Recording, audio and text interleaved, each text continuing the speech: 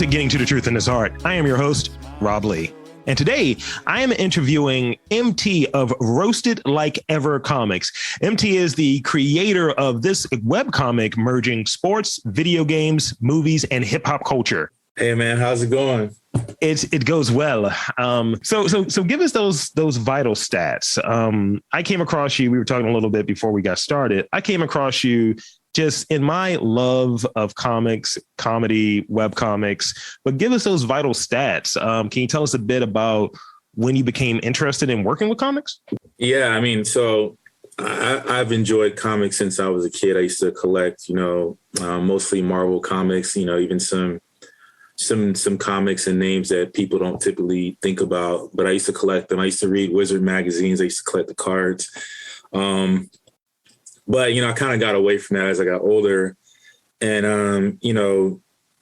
I started being on Instagram and Reddit and noticing a lot of these like web comics, and they were funny. But none of them were really tapping into the lane of like Black culture.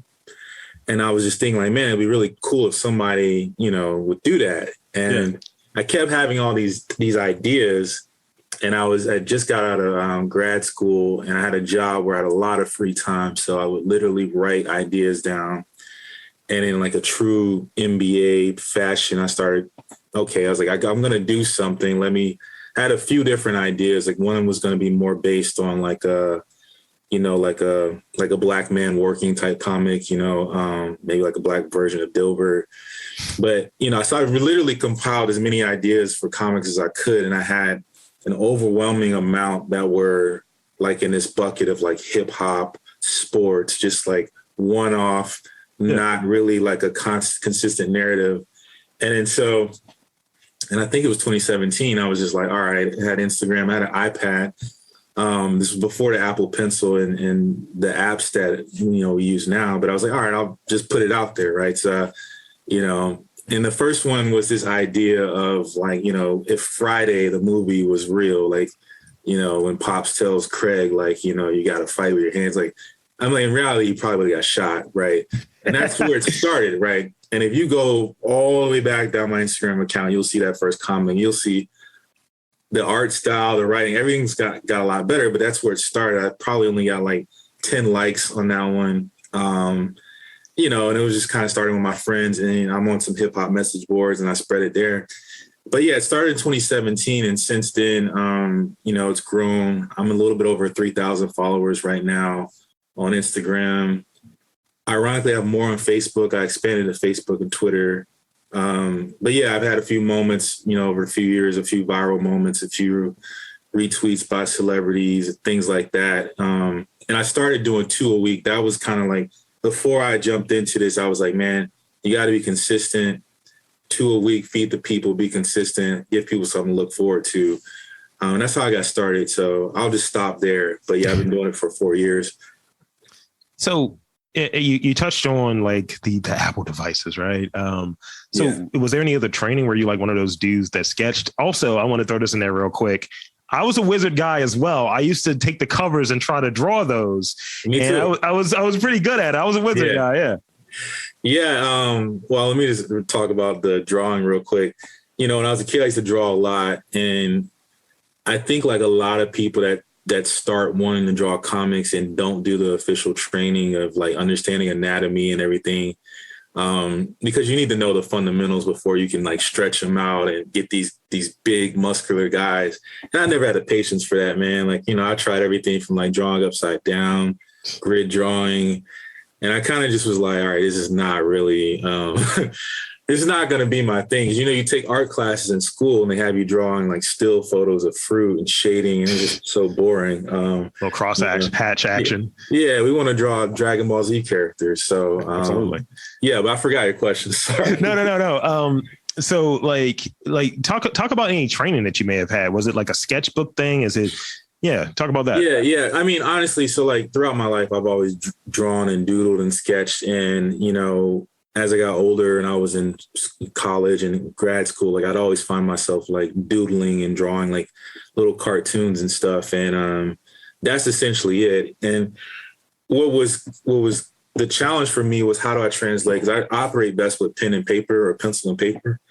How do I translate that to a digital format? Because, scanning, that takes a lot. And so with the iPad, that was kind of like a way, but the apps weren't there. You didn't have the Apple Pencil. You had the little, the stylus that doesn't really work as well. And so, but that's kind of where I started. I didn't really have a lot of training, but I mean, I pretty much utilized the first iPad and the stylus to kind of get these comics out there in combination with Photoshop. Ironically, I'm much better with manipulation of photos and digital art than I am with drawing. It takes me a lot longer to draw something than if I were to take two images and blend it together in some masterful Photoshop thing.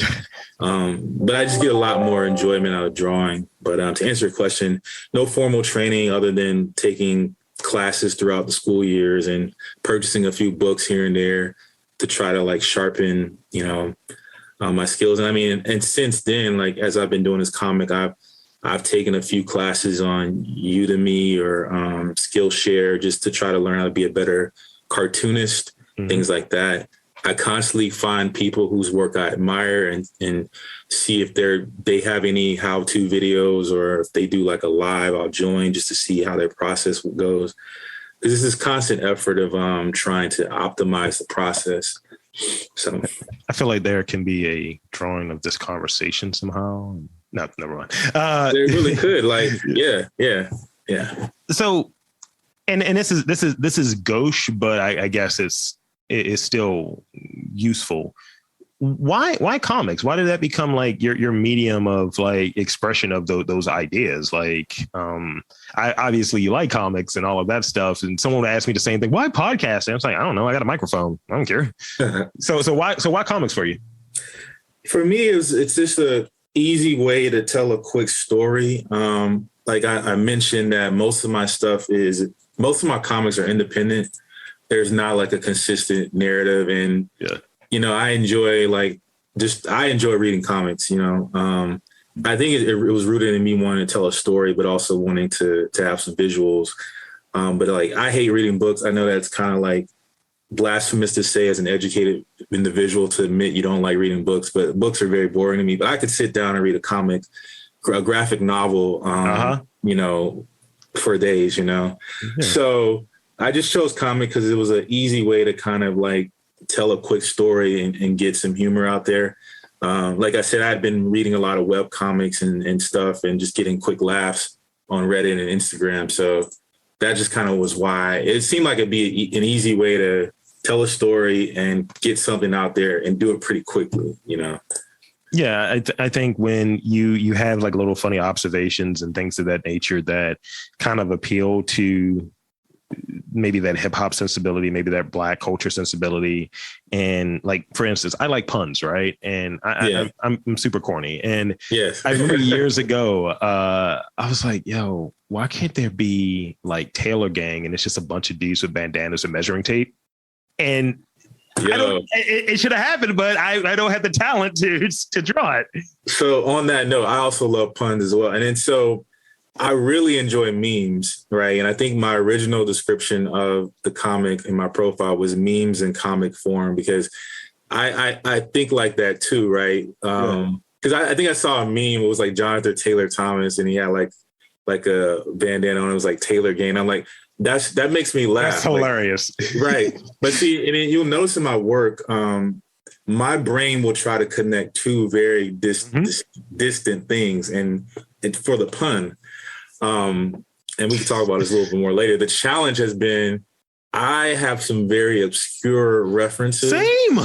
And, it's kind of how many people are going to get this, and we can talk about this later, but it's also kind of this thing I've been going through recently and trying to better understand my audience and the product that I'm putting out, because you can't really serve everybody. And I mean, I have everybody from pop culture things that might be tailored more towards women, to abstract nerd stuff, to deep hip hop stuff. And I'll post something and my wife will be like, what does this mean? Like, I don't understand. Or her friends will be like, we don't get this. And I'm like, it's not for you to get. This is a joke where it's for the people that truly appreciate that intersection. This is for the real MT heads. Yeah, exactly. I said this during a Blurred podcast and the host was like, this is why we bring Rob back every time, because I was like, I feel like Suge Knight is Thanos and he gave up Tupac for the Soul Stone. And he just started just laughing really hard. I was like, just imagine just Tupac just being thrown at the cliff. I was like, hit him up. Yeah, really definitely.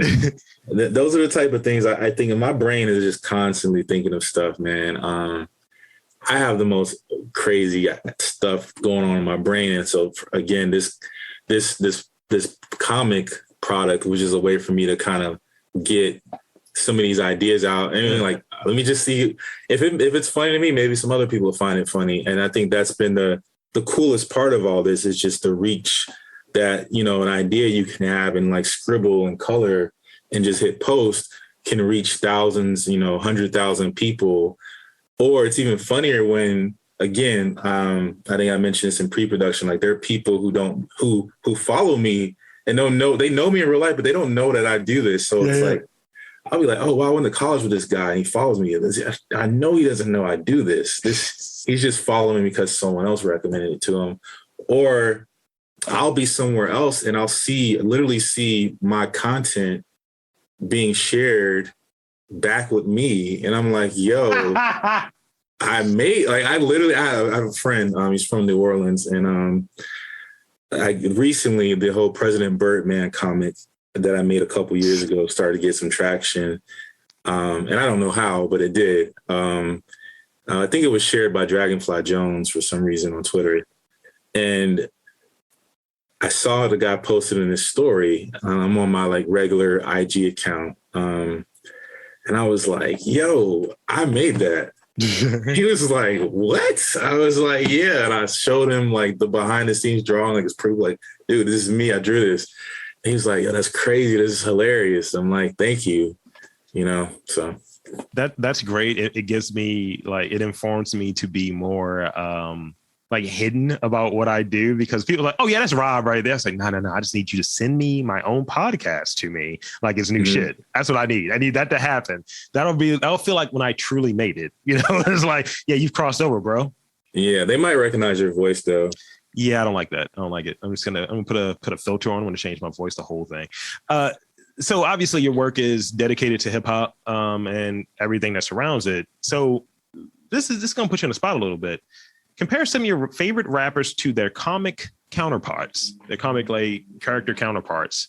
Like, obviously Iron Man is Ghostface Killer, I guess. I don't know. Yeah. I mean, it's funny. This has like been done a lot.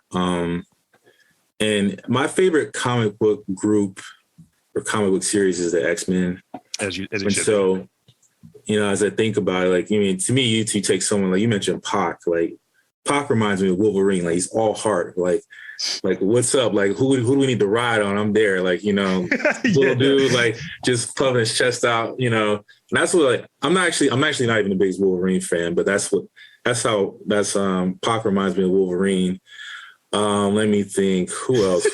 That's fucking great.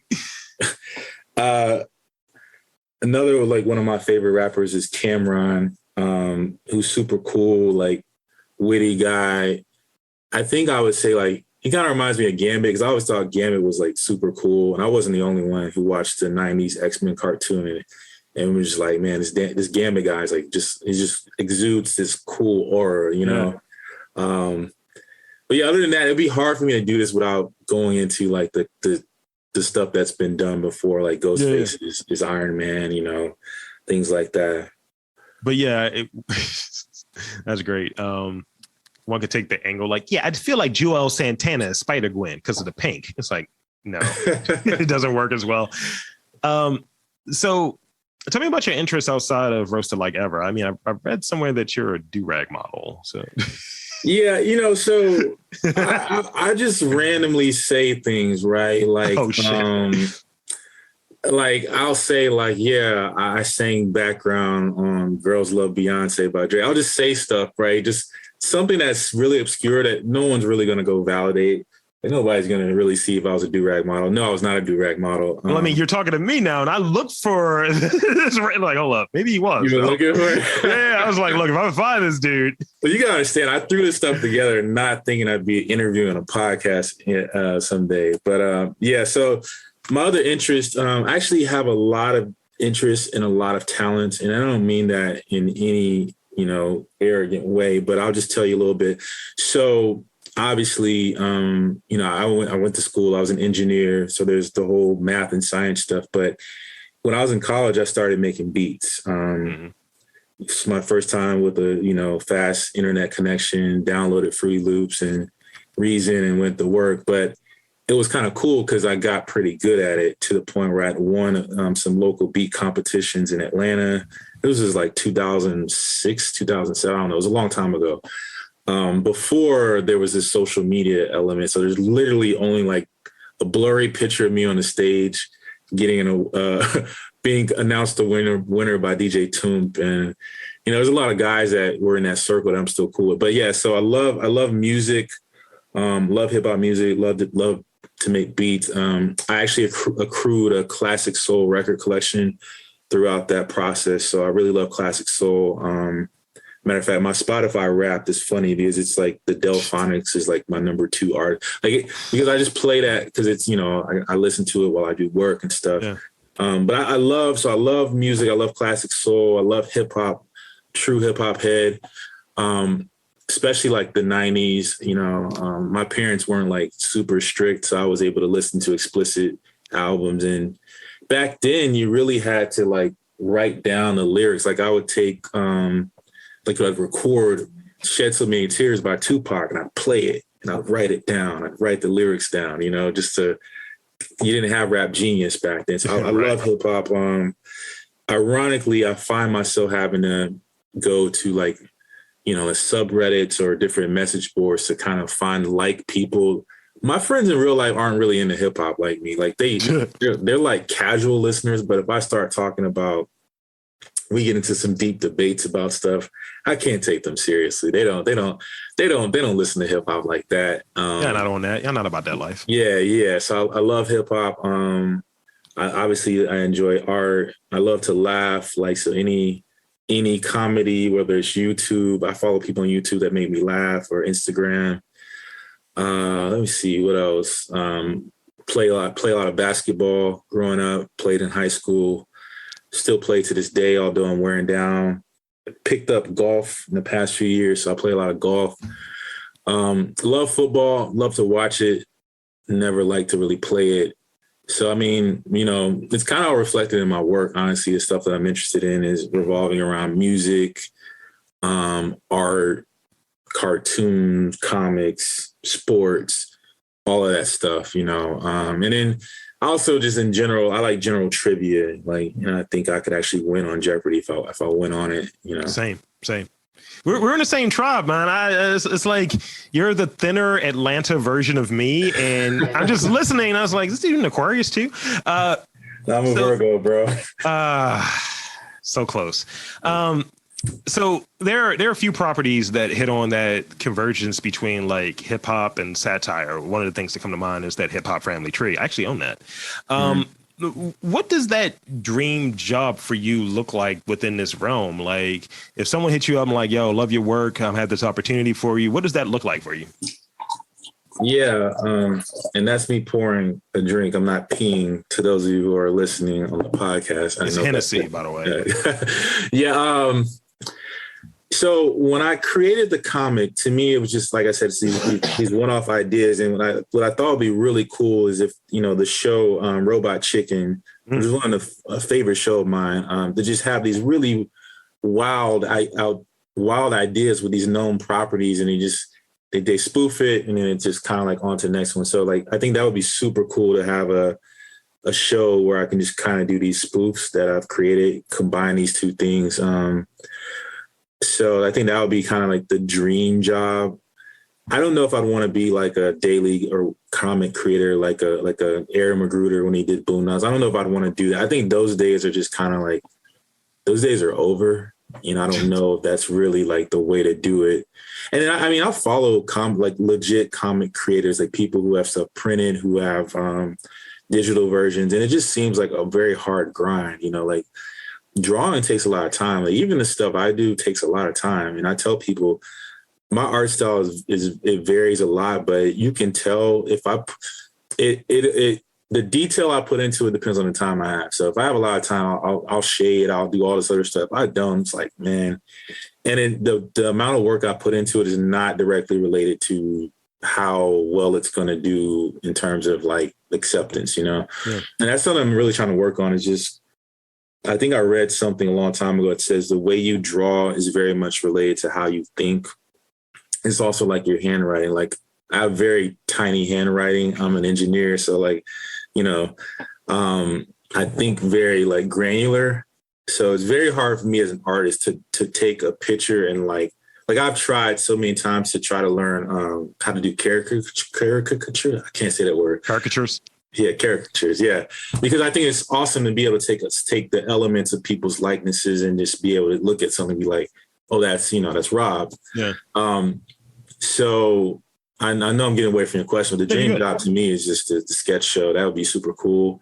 Like my account is pretty much like a portfolio or a scrapbook of ideas. Like there's like I just did one. It was like with Juvenile, right? Like what if Baby gave him the keys to the Rover truck? Like that's like 5-6 panels, but I mean that could be a whole skit, right?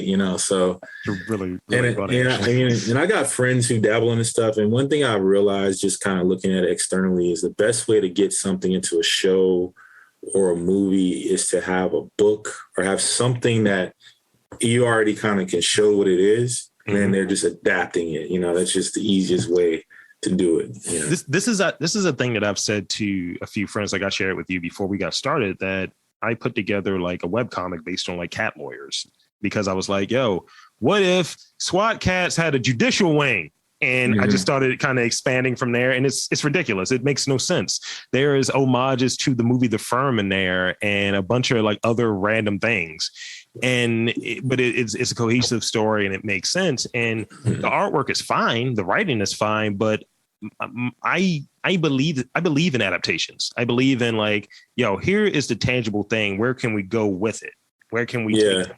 This, as long as there's that credit there and that acknowledgement, and it's like, this is the next level of that. And people use, I think, especially in that kind of space, they use that as a reason not to move forward with something. It's like, well, it's not perfect. It won't be. You won't have complete say so in it unless you're independently wealthy or something along those lines. But my thing always goes to because I hate fanboys. So my thing always goes to, did it get made? And is it at least the attempt there? Now, there's some times where it's like, y'all put some dog shit on that screen, or that is not great. But at least the attempt, if it's an attempt that had some grace and it's some merit to it, all right, cool. Let's go with it. Casting's not good or whatever when you're thinking about like movies or whatever, but at least the attempt was there. That's the thing that I look for when it comes to adaptations. And with that, that is actually my last question before I get to these rapid fire questions. Okay. So rapid fire, the way that this works is I'm going to throw out a question. Just shoot me an answer. It doesn't have to have too much context to it unless you really want to have some extra context. It's essentially, I said what I said. All right. Okay. First one. What makes a webcomic funny? That's a good question. I think if you can tell, and this is something I'm working on, you can get the point across in as little frames as possible or as little time as possible. That's one way. That's hard. It's very hard to say what makes something funny. To me, what's funny to me is when people, I think it's very cool to take something, like we talked about puns. I like puns because it's cool to take something that's known and understood and twisted in a certain way. Mm-hmm. It's cool to take a common experience and put a different perspective on it. These are general tenets of humor. So yeah, I think, I don't know. I don't have a good answer to that. No, I think that's a good answer because I agree with that answer. Hensley, it's a good answer. But yeah, I agree with that. I think it shows like what work was done and just the economy of what you're doing. Like if you can get something over to have someone laugh, it's very I watch a lot of wrestling. It's very similar to that for me. I don't need to explain this character. Does this character work or does it not?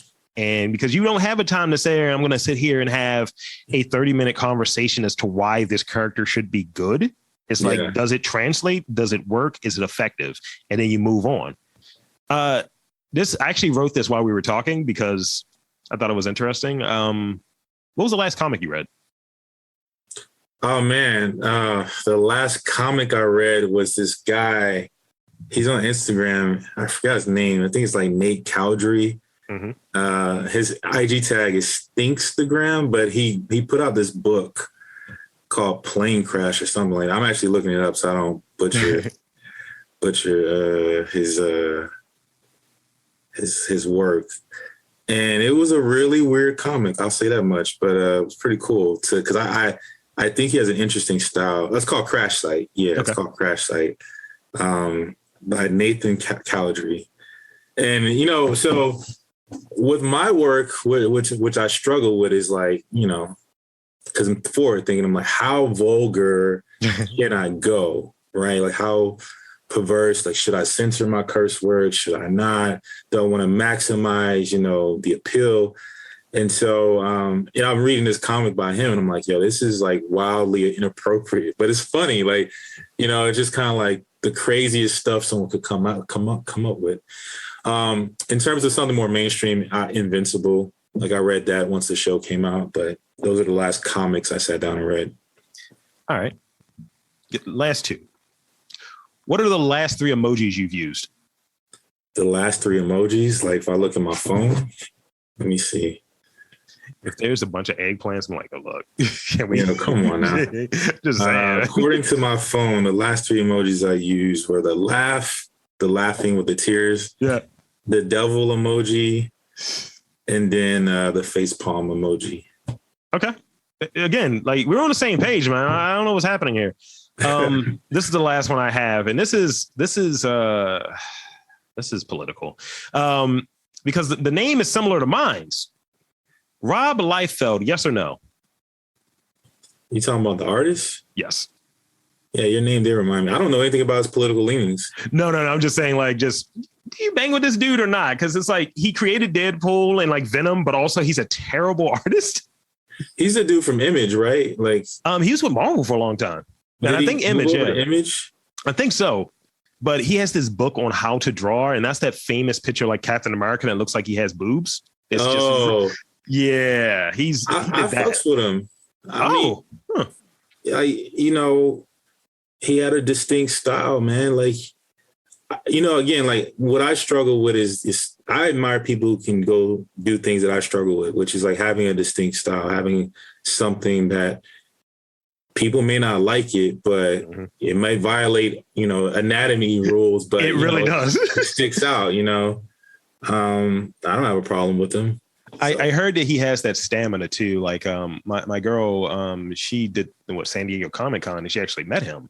And it was like, yeah, like he might do schlock, right? He might do like really kind of whack critically stuff or technical stuff. But the fact that he can do a lot of it, it's just like, oh yeah, you're always going to have a job because you're always around. You're always available. Yeah. And that's important. I think a lot of artists don't realize that. Like you have to be able to put out work. And it's like writing a script. They'll tell you, okay, you might have a great script, but they're going to want to see that you have a bunch. What's your next one? Yeah. Because if you get signed, they want to be able to go ahead and make a bunch of movies and all that stuff. It's why I had a backlog of comics before I even started, because I didn't want to get people interested in it and be like, oh, I don't have any ideas, you know, because idea generation is, man, these are the type of things. Are you done? I was just going to start. Yeah, I'm done. Yeah, I'm going to freestyle because there's a few things that, you know, I wonder as a webcomic creator, and if others are listening, I would love to know how they deal with it. Like one is idea creation. Like how do you generate ideas? For me, I write them down as they come. I keep a spreadsheet. Some of my best ideas happen when I'm like literally in the bed and like I've learned to wake up and write them down because the next morning I won't remember, you know. And sometimes you'll look at it. Sometimes it's cool to let ideas sit because I'll look at them later and I'm like, this is stupid. You know, but what I will tell you is, and I'm sure a lot of people can relate, I have no idea what's going to what's going to work. I've gotten better at it, but a lot of my most popular things have been things that I just kind of drew and threw on the internet and put my phone down, and my phone was going crazy. And I was like, holy shit. Yeah. So I think my most popular comic was the, I compared Baby as in Birdman to The Baby to Lil Baby. And it's like an infographic. And I just kind of threw it. And they were drawn in the style of like babies. And I threw it out there. And boy, did it take off. Like my phone was just going off crazy. And I was like, so this is what it's like. And I mean, it probably only maxed out at like 35,000 retweets or something like that, right?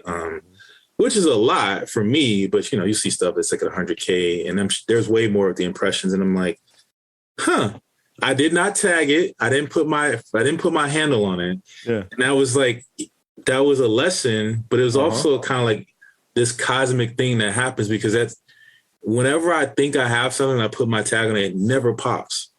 Whenever I throw something, I forget to put my little tag on it. Boy, does it run. And luckily, I've got enough of a fan base or people that really fuck with me that will go in the comics and comments and say, hey, this is RLE comic. Can you tag him? We had a local radio station that posted that comic on their Instagram, and everybody flooded their comments. And instead of tagging me, they deleted it. And I was like, that's so weird. People are weird. Like, yeah, it costs nothing to give credit. And that's what your website has up there too. Oh, just like reuse it, but tag me or credit me. Yeah, I'm not making money off this. I'm losing money. Like I don't really. This is something I do for fun, and if it brings joy to people, cool. Like I'm not expecting anything. I don't honestly. In a weird way, I've kind of toned things down out of a fear of. This is gonna sound really weird. Out of a fear of being. What's the word I want to use? Out of a fear of blowing up and not being ready for it. You know what I'm saying? Mm-hmm. Like out of a fear of somebody saying, hey, we like this. We want to, let's go. And me being like, I'm not really at a place in my life right now where I want to do that. I got things I need to take care of. And, but yeah, I mean, I think it's funny. And I've talked to other content creators about this. Some of the stuff you think is super funny, other people just don't get it. Some of the stuff you think is stupid, people enjoy. And then also, so I'll say that. The other thing is the platforms themselves are very different and interesting, and they're changing. They're constantly changing. You have to stay with it.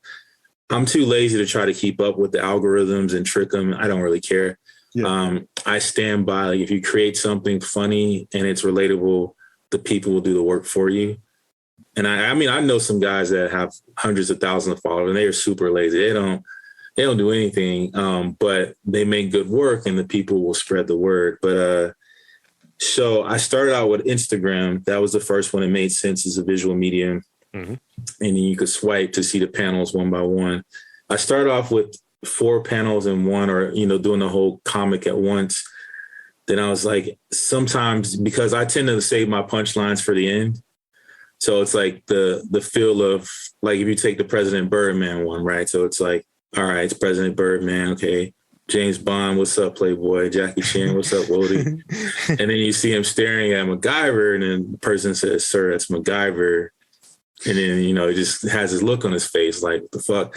And that's the joke, right? If you're familiar with the song, you get it, Yeah. But that works a lot better if you can swipe, because you don't know where it's going versus you see it at once. And then I kind of settled on doing both. So you swipe, and then the last frame is the whole thing, because that's way easier to share. People can share that stuff. Twitter. So IG is like where I would consider my base for my work. Twitter is the secondary one. When I started, I barely put anything on Twitter, but Twitter is one of those things. It's like you throw it in the lake and you just see the river and see what happens with it.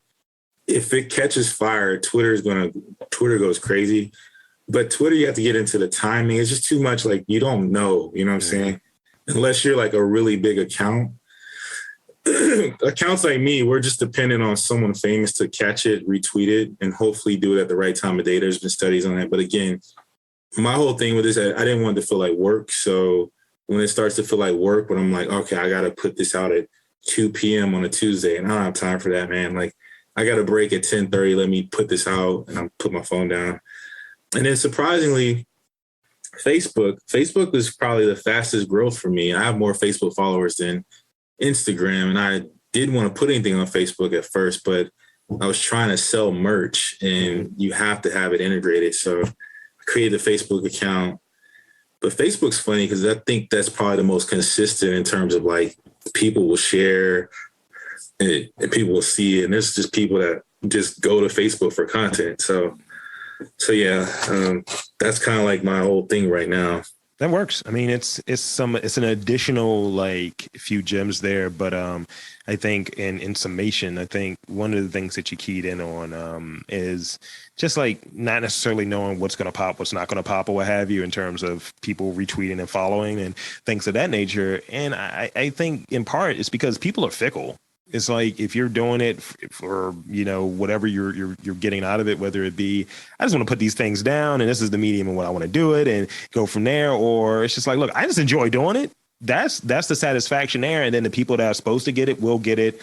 And that's kind of, as you touched on, like you find your base and you find the people that are going to be evangelists for what you're doing. Yeah. Yeah. I mean, again, it's for me, it's to make sure I have fun and it's enjoyable. I mean, we know the story of artists who, you know, or artists, athletes, whatever it is, doing something for fun and it becomes a job and it's no longer fun. Mm-hmm. And I see people who are really trying to do this like full time and make a living off of it. And I feel for those guys because it's kind of like, what do you do? You know, like I follow Justin Richburg. I don't know if you know who that is. Mm-hmm. All right. So Justin Richburg, you watch the show Atlanta? I do. You remember when Darius had on his phone the dice game picture? It was like MLK, like all these black icons, Michelle Obama. So Justin Richburg drew that. Okay. So he draws these like really like, it kind of flies in the face of like respectability, you know, like this whole, you know, educated black people, what we perceive we want our image to be. So he'll take some stuff and just put like, you know, he'll have it now. Yeah. And you know, he offends, and I think good comedy, you're on that, you straddle that line of being offensive sometimes. And so he's clearly taking his direction, but I follow him. I think he's very funny with some of his work, and some of it's ridiculous. But what I find funny is people get frustrated or upset at him, and he gets like this backlash or whatever. But I've been following him and I've been watching his journey, and he's had his stuff retweeted probably over 1 million times. You know, he's been on the show Atlanta and doing his work. He was the guy that drew the art for the It Feels Like Summer video for Childish Gambino. So like, you know, he's plugged. These people know him. He's done all this stuff, but he still like has this, you can tell he's frustrated. He's upset. He's like, there's almost like an air of depression in that he's still trying to make this work, you know, and he's getting disappointed by people. People aren't paying, like labels. I'm just like, man, like I wish the best for that brother, because this is tough. Like, you know what I'm saying? It's still once you make it a job, it's a job, you know. And I mentioned I used to make beats before, like I did music production, and that's the same reason I kind of stepped away from that, was because I was in college, engineer. And it was like fork of the road, right? There were these people that were like, yo, you got good stuff. You know, I was meeting with artists, and they were like, if you really want to take this to the next level, you need to go to New York, meet with these record labels. And I'm like, or I could finish my engineering degree and get a guaranteed paycheck, right? Like this path, I didn't come from money. This path is way too risky. And, you know, so when you're in the music biz, for the very little bit I got exposed to, I was like, I can't deal with this, man. It's too stressful, you know? Yeah. I know I went on a random ass tangent. No, you're good. But I think that's a good place for us to stop. And I think it's really good insight. And I think one of the things really that comes out of this podcast is just different people where they're at in their artistic pursuit and their real life pursuit, and people telling their stories. So I thank you for sharing yours. And I want to invite you to tell the fine folks where to check out your work, your website, all of that good stuff. And thank you for being on this podcast. This has been great. Yeah, no problem. So people can check me out at RLE Comic on all socials. So Twitter, Facebook, and Instagram. Like I said, Instagram is primarily where I put most of my work. So go there, scroll back to the timeline, see if you like stuff. If you like it, follow. So that's where you can find my work. I also have a website, roastedlikeever.com. You can go there. There's also my work there. And then I have a link to some merchandise, which I'm not really pushing. I was before COVID, but then COVID happened and then stuff wasn't getting to people on time. And I was like, man, that's a reflection on me. So, I can't. So I kind of dialed back on that. But there's some prints up there. And if you see something you like, I can make a print of it. I've had people request prints of certain comics. So, and I take my tag off of them and everything. But yeah, so I appreciate you bringing me on. It was great talking to you about this. And yeah, if like I said, if anybody's interested in my work, just, take a look. It's all there. Cheers. So for MT of Roasted Like Ever Comics, I'm Rob Lee saying there is art in and around your city. You just got to look for it.